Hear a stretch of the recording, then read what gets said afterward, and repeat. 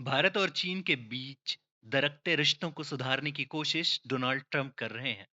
ये बात गल्प कथा नहीं है, हकीकत है। बीते कुछ समय से भारत और चीन के रिश्तों में सुधार के संकेत दिखाई दे रहे हैं। गलवान घाटी में 2020 की हिंसक झड़प के बाद दोनों देशों के बीच तनाव चरम पर था, लेकिन अब बातचीत बढ़ रही है। व्यापार पर जोर दिया जा रहा है, सीमा पर विवाद सुलझाने की कोशिशें हो रही हैं।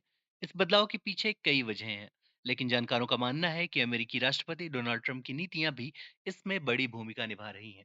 ट्रंप ने अमेरिका फर्स्ट नीति के तहत भारत और चीन दोनों पर भारी भरकम टैरिफ लगाए हैं। चीन पर 34% तो भारत पर 26% अतिरिक्त टैरिफ की मार पड़ी है। इससे दोनों देशों को आर्थिक नुकसान हो रहा है। जवाब में चीन ने भी अमेरिका से आयात पर 34% का टैरिफ लगाया है। इस टैरिफ वार ने भारत और चीन को एक दूसरे के करीब आने पर मजबूर किया है, क्योंकि दोनों देशों पर ही अमेरिकी बोझ बढ़ता जा रहा है। भारत चीन के साथ 85 अरब डॉलर का व्यापार घाटा सह रहा है, और अब भारत इस मौके का फायदा उठाकर चीन में अपने निर्यात को बढ़ावा देने की कोशिश की तरफ कदम बढ़ाए हैं। भारत को उम्मीद थी कि अमेरिका उसका करीबी सहयोगी बनेगा, खासकर चीन के बढ़ते प्रभावों को रोकने में। लेकिन हाल ही में मई 2025 में भारत पाकिस्तान तनाव के दौरान अमेरिका से भारत को वो समर्थन नहीं मिला जितना वह चाहता था।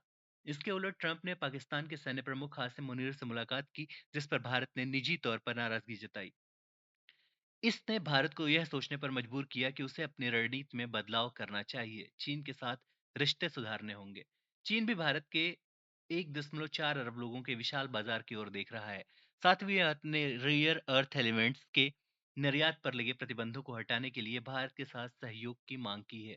ये खनिज भारत के लिए इलेक्ट्रॉनिक वाहनों, स्मार्टफोन, सैन्य उपकरणों जैसे मिसाइल सिस्टम के लिए जरूरी हैं। दूसरी ओर भारत भी इन्हीं खनिजों की आपूर्ति सुनिश्चित करना चाहता है, जिससे उसकी मेक इन इंडिया पहल को बढ़ावा मिले। इस पारस्परिक जरूरतों ने दोनों देशों को बातचीत की एक मेज पर ला दिया है। 2020 की गलवान झड़प के बाद भारत और चीन के बीच सीमा पर तनाव बना हुआ था, लेकिन हाल ही में दोनों देशों ने लाइन ऑफ एक्चुअल कंट्रोल पर पेट्रोलिंग को लेकर समझौता किया है। भारत ने डेप्सांग और डेमचुक जैसे क्षेत्रों में अप्रैल 2020 से पहले की स्थिति बहाल करने पर जोर दिया, और चीन ने इस पर सहमति जताई। विदेश मंत्री एस जयशंकर ने हाल में चीन की यात्रा की, और दोनों देशों के नेताओं की मुलाकातों ने इस दिशा में सकारात्मक माहौल बनाया। रूस भी भारत और चीन को करीब लाने की कोशिश कर रहा है। रूस भारत और चीन के बीच त्रिपक्षीय सहयोग आरआईसी को फिर से शुरू करने की योजना शुरू कर रहा है। ट्रंप की नीतियां, खासकर रूस के साथ व्यापार करने वाले देशों पर 500% टैरिफ की धमकी ने भारत और चीन को एक साथ आने के लिए प्रेरित किया है।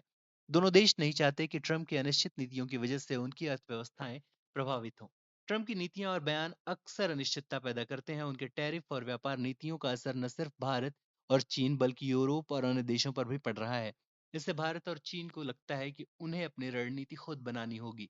दोनों देश अब एक दूसरे के सहयोगी बनाकर वैश्विक व्यापार और रणनीति में अपनी स्थिति मजबूत करना चाहते हैं। जानकार कहते हैं कि भारत और चीन जैसे बड़े देश लंबे समय तक एक दूसरे के दुश्मन नहीं हो सकते। ट्रंप की नीतियों ने दोनों देशों को यह समझ दी है कि सहयोग से ही नुकसान कम किया जा सकता है। हालांकि भारत चीन के साथ सतर्क रहते हुए सकारात्मक रुख एडॉप्ट कर रहा है। ऑब्जर्वर रिसर्चर फाउंडेशन के विदेश नीति पैनल के विशेषज्ञ हर्ष पंत कहते हैं कि भारत ट्रंप की नीतियों से निपटने के लिए चीन के साथ रिश्ते संतुलित कर रहा है। भारत और चीन की बढ़ती नजदीकियां ट्रंप की नीतियों, खासकर टैरिफ वॉर और अमेरिका की अनिश्चित रणनीति का परिणाम है। दोनों देशों को अपने आर्थिक और रणनीतिक जरूरतों के लिए एक दूसरे का साथ चाहिए। हालांकि भारत 1962 के युद्ध और गलवान जैसे अनुभवों को याद रखते हुए सतर्कता बरतता है। फिर भी मौजूदा वैश्विक हालात में दोनों देशों का साथ आना न सिर्फ उनके लिए बल्कि पूरे एशिया के लिए अहम हो सकता है।